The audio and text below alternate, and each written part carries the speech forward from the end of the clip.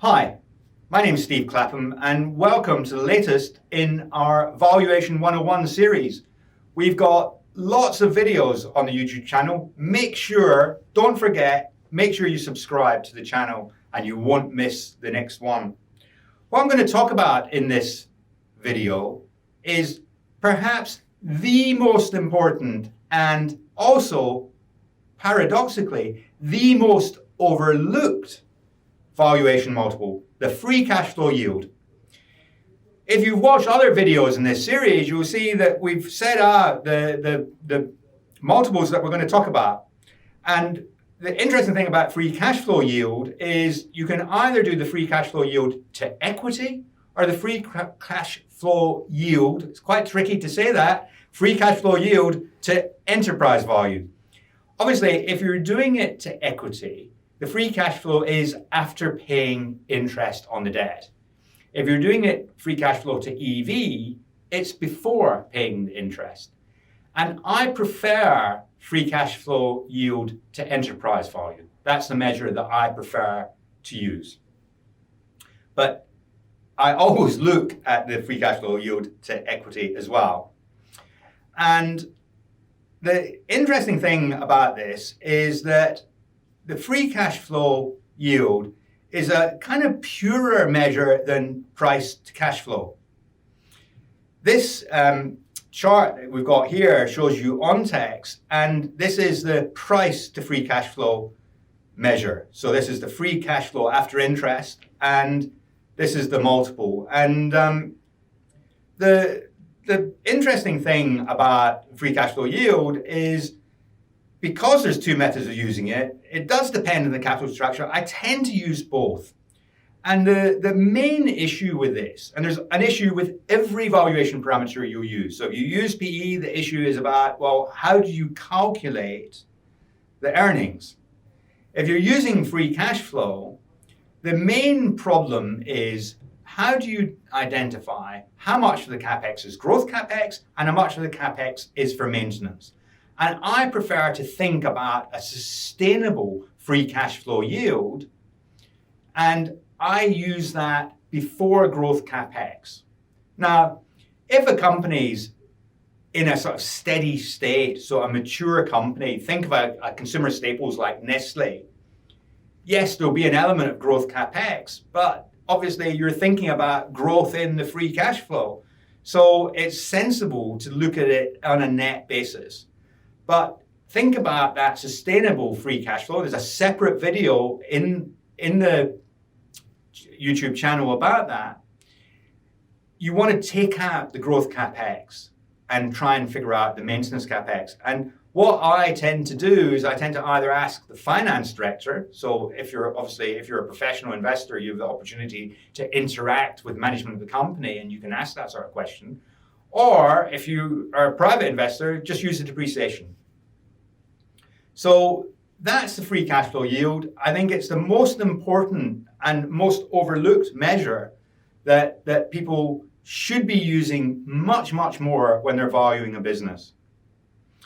And then just to work out, well, what is the free cash flow? Well, here's a sort of stylized version of the cash flow statement. And you can see we start with operating profit. We add back depreciation and amortization. We adjust for any profit or loss in disposals. We adjust for the change in working capital. This is important because if you're a growing business, you'll always be investing in working capital unless you've got negative working capital. That gets your cash from operations. You then take off the interest and the tax.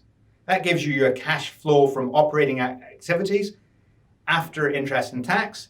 And then you take off the net capital expenditure. Some people take off the gross capital expenditure. There's two ways of doing it. If a company is in the process of acquiring assets and disposing of assets, it does that as part of its business. Some businesses have a lot of asset recycling. Then it's better to include the disposals. If a company is only occasionally selling assets, and you're better off excluding the disposals because often you'll get a big property disposal which will distort your free cash flow yield.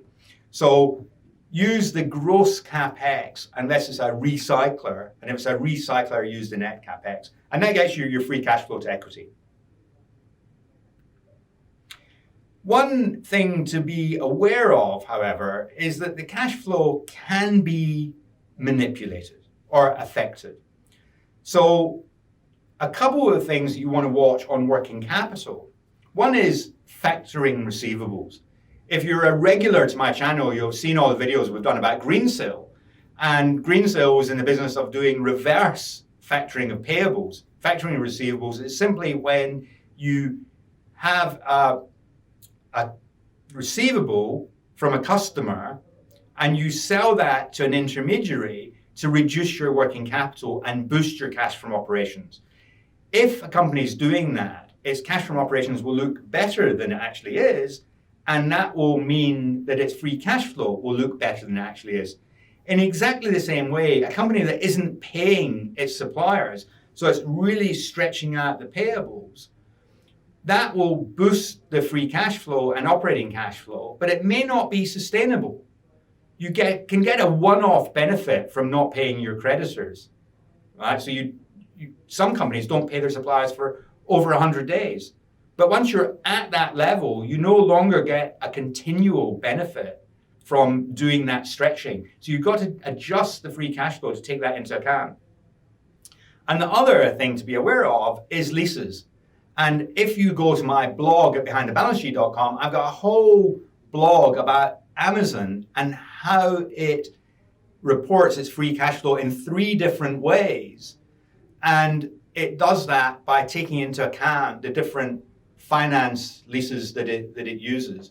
But you also can have a distortion from operating leases. And the new accounting standard, IFRS 16, brings another factor into that equation. We don't have time here to go into that, but I'll do a separate video on IFRS 16 at a future date to explain what that's all about. But just to conclude on the free cash flow, it's a really important and really useful valuation tool because at the end of the day, what's a company worth? It's worth the sum of its future cash flows. So looking at the free cash flow yield is an essential tool in every investor's toolbox. Thanks for watching. Don't forget to subscribe to the channel.